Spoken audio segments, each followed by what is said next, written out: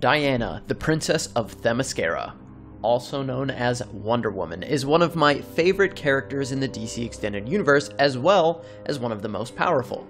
I know that Wonder Woman 84 isn't out as of the recording of this video, so obviously I'm gonna miss everything that's in that movie, but since it takes place in the past, it likely won't affect any of the power scaling from Batman v Superman or Justice League, but I'm sure I'll make an update video regardless whenever that movie does come out. As we always do, we are going to take a look at Wonder Woman's strength, durability, speed, and any other cool abilities that she may have to determine just how powerful she really is. So with that said, let's begin. So there are two versions of Wonder Woman within the DC Extended Universe. We have base Wonder Woman, who we will refer to as Diana. We see Diana throughout the majority of her solo film, but after witnessing the death of Steve Trevor, she awakens her godhood and becomes Wonder Woman. So we will simply refer to that version of the character as Wonder Woman, and she remains at this power level throughout Batman v Superman and Justice League. So with that said, let's take a look at each version individually. In her base form, Diana is clearly above the standard human.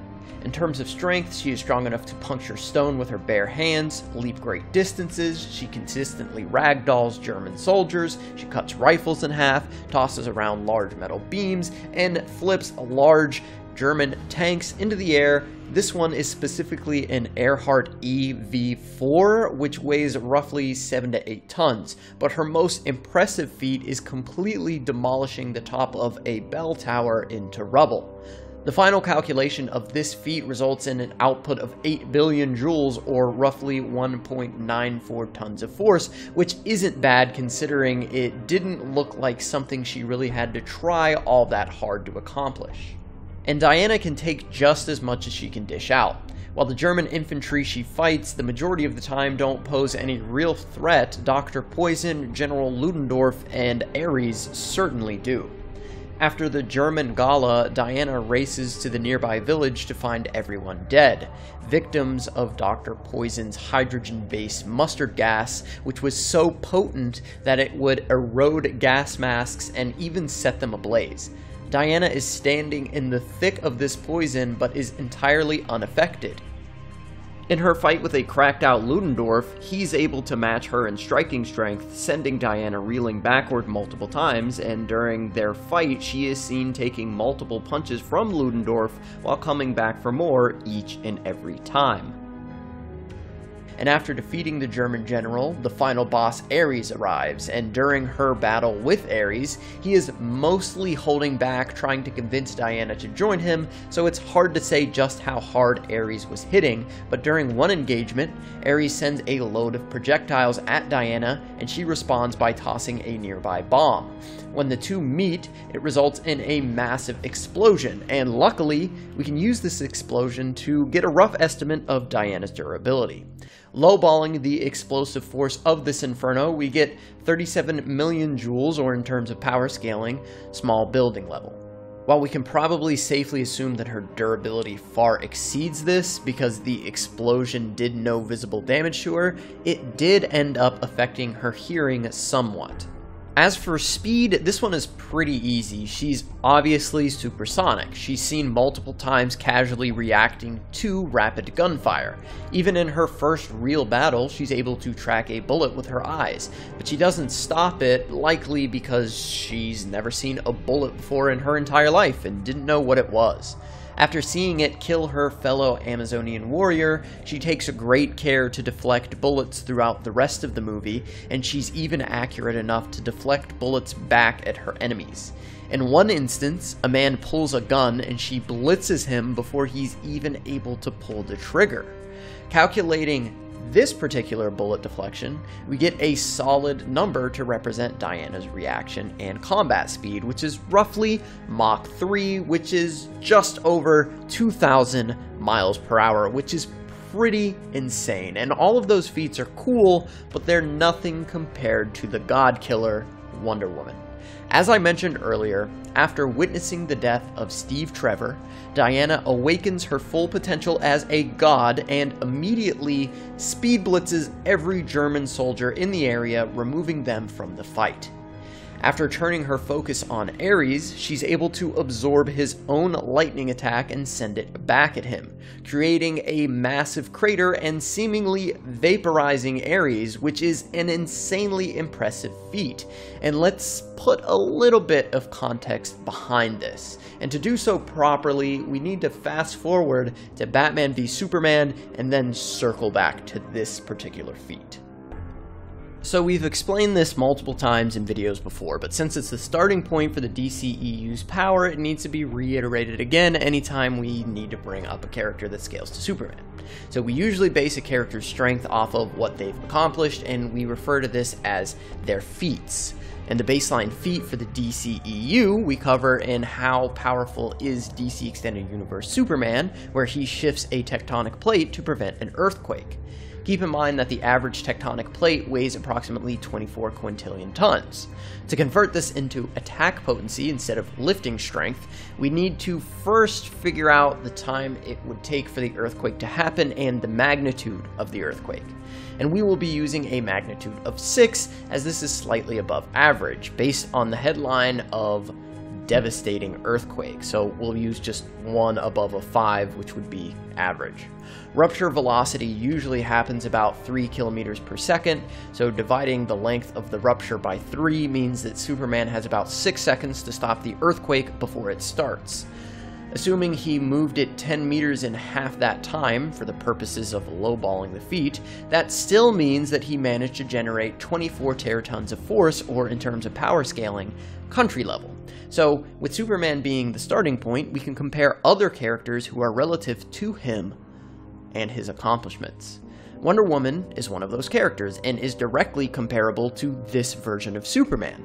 We see this during their battle against Doomsday, where Wonder Woman is doing just as well, if not better than Superman in all facets, even being able to restrain Doomsday with her lasso. Now, just to be clear, we are not scaling Wonder Woman to Justice League Superman, just the Batman v Superman version. So now let's talk about Aries and Zeus and how they compare to Superman. And while we're not going to scale Wonder Woman to Justice League Superman, Aries and Zeus kind of do. We can scale Aries and Zeus to each other, as they fought one another to a stalemate a millennia before, when Aries fought all the gods on Mount Olympus. The version of Aries that fights Wonder Woman is slightly below his prime when he fought Zeus, and in Wonder Woman it's stated that he is nearly at full strength, but it's unquantifiable, so we're going to assume that this version is below that of Zeus and Justice League Superman. But let's continue with the scaling. During the battle against Steppenwolf, Zeus used his incredible lightning to stagger Steppenwolf, forcing him to retreat. Not only was he able to help drive Steppenwolf off of Earth, but he was also able to casually destroy the Mother Box Unity. This same feat took the combined strength of resurrected Superman and Cyborg during Steppenwolf's second invasion. So Zeus and Aries may even be above resurrected Superman, which is why Wonder Woman absorbing, harnessing, and firing back Ares' lightning, vaporizing him entirely, is so impressive.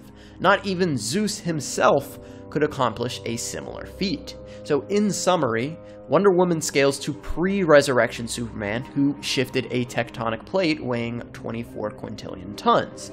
She does not scale to post-resurrection Superman or Zeus and Ares directly, since the Ares that she fought was stated to be unquantifiably weaker than the Ares who Zeus fought. Does that make sense? I hope it does. If it doesn't, leave a comment below and I'll try to expand on it. But that's the basic scaling from Wonder Woman to Aries to Superman back to Aries. As for durability, we see her take a ton of abuse and she always gets back up. Unlike her fellow Justice League members, Wonder Woman has never been hurt so badly that she has been unable to continue to fight. She's been punched in the face by Ares, axed in the back by the new god Steppenwolf, headbutt twice by resurrected Superman, once sending her into the concrete, and she was even ragdolled by Doomsday, but laughed it off before jumping back in for more. To determine Wonder Woman's speed, however, we need to yet again do some scaling. In the guidebook for Batman v Superman, it is stated that Superman's heat vision is a beam of light, therefore it would be light speed. To support this, his beams function as beams of light as well. They always move in a straight line, and they reflect off of surfaces just how a beam of light would. Wonder Woman is consistently able to very casually react and deflect these light speed attacks, even when they're fired at point-blank range. So now that we've determined Wonder Woman's strength, durability, and her speed, let's discuss her equipment and other abilities. And let's start with her bracelets of submission. These are by far her most powerful tool, and she primarily uses them for defense, blitzing gunmen regularly, but they're most effective as an offensive weapon in my opinion. She uses these bracelets when she clashes them together to send enemies flying backward, and she figures out that she can do this when she accidentally uses them against her mentor on Themyscira. And after this, she deliberately uses this attack to send Aries, Doomsday, and even Steppenwolf flying backward. Superman, knowing what her bracelets can do, didn't even allow her to use them against him. Now, I don't want to call Superman scared, but he was definitely scared. She can also use the bracelets to absorb and redirect energy. With her shield, she can use the bracelets to better focus the direction of her blasts. And speaking of her shield, this thing makes Captain America's shield look like a plastic frisbee. It's withstood multiple attacks from Doomsday, enraged Superman, as well as Steppenwolf's axe without so much as a scratch on it. As for her Sword of Athena, it's been shown to cut through nearly anything it touches. When Superman throws a piece of his own statue at her, she slices through it like butter, and she could even penetrate Doomsday's skin, tearing his Achilles, preventing him from walking until he regenerated, and later, she even cuts his arm clean off. Using the lasso of Hestia, Wonder Woman can compel anyone to tell the truth. Attempting to resist it is stated to be painful and pointless. Steve Trevor attempts to resist its power, but as it begins to burn him, he gives up the information they desire. Even without being held by a user, the lasso forces Aquaman to speak the truth, but this isn't merely an interrogation tool. Wonder Woman is able to use it in battle very, very effectively, preventing her enemies from fleeing or skillfully using the lasso as a weapon, whipping it around at a rapid pace to clear out large groups of enemies easily. But when focused on a single target, she can restrain even the likes of enhanced Doomsday, who Superman struggled with. Finally, her armor is incredibly durable as well. Having gone through every battle with Wonder Woman, it has never been damaged in any way, likely scaling far beyond Wonder Woman's own durability. As for other abilities, she has been shown to be able to fly in her solo film, but doesn't ever do it again. She was also shown having some sort of aura when fighting against Aries that completely disintegrated his projectiles. This may be attributed to the bracelets of submission, but it's pretty unclear what this aura is. Of course, she is an incredibly skilled fighter. She was trained harder than any Amazon before by Antiope, who was stated multiple times to be the greatest Amazon warrior ever. During this time training, she became incredibly skilled at archery, sword fighting, using her lasso in combat, as well as her shield. She also has a decent regeneration. A cut she received on Themyscira healed completely in under an hour, and of course, she ages very, very slowly. She's lived for thousands of years and hasn't visibly aged in hundreds of years. Wonder Woman can also be very stealthy if she needs to. She was able to casually get through millions of dollars of Batman's own personal security equipment, and she was aware that Cyborg was spying on her. She also seems to have some sort of mind hacks resistance, as she was able to repel the corruption that Aries was using on her when he was trying to get her to join his side. Finally, Wonder Woman is very intelligent.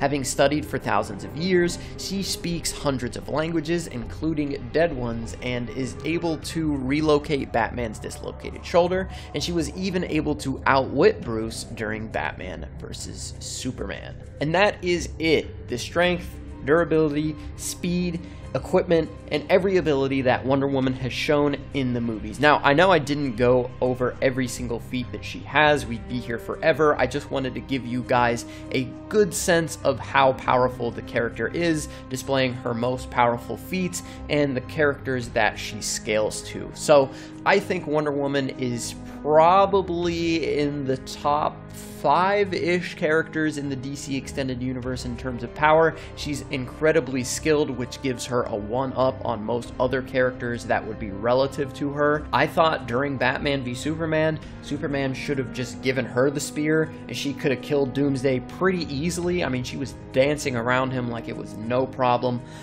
But I digress. Wonder Woman is one of the coolest characters in the history of comic books and one of my favorite of all time, but let me know what you guys think. Do you think that this power scale is accurate? If not, let me know why down in the comments. Also, let me know who you want to see covered in the next video, an MCU character, a DCEU character, a television character, whatever, just let me know down below. Also, remember to like and subscribe. It does really help us out. Be sure to follow us on all our social media. That will be pinned down below. And if you'd like to consider becoming a member, you can support the channel directly.